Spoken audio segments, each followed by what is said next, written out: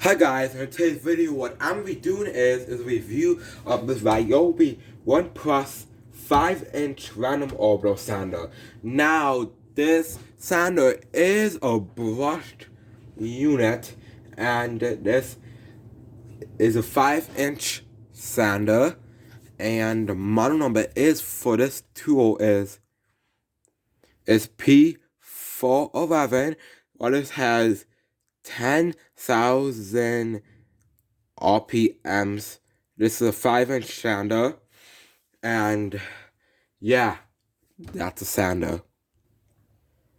Okay, now when I use this sander, this sander comes with a dust bag, but this dust bag kind of useless and it puts dust everywhere. So what I do is I take this off and I have my rigid shop vac hose, and this hooks up to my rigid shop vac, and a review is coming soon about that rigid shop vac.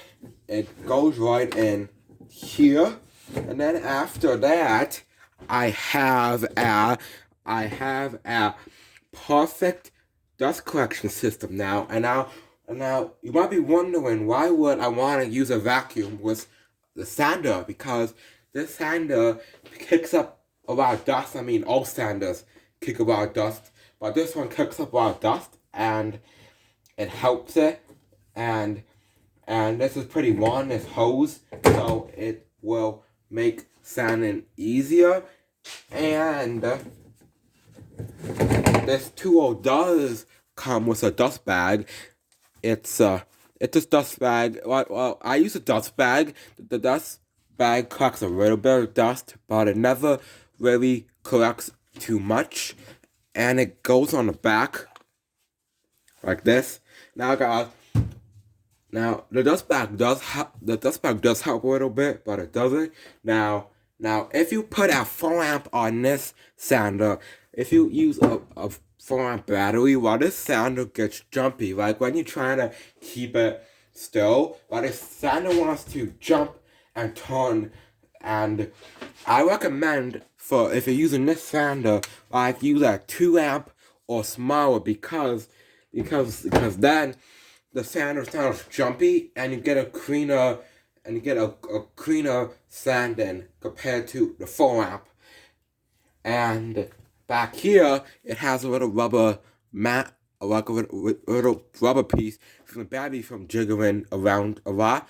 And this is a brush unit, and the projects that I've used this sander for are, I have used them for, I sanded plywood, I have sanded oak wood, brown wood, I've sanded 2x4s. Now guys, in my opinion, this is not a really fine finish sander. But a sander does not do the greatest job on harder wood, but this sander does do a great job on rougher materials like 2x4s, plywood.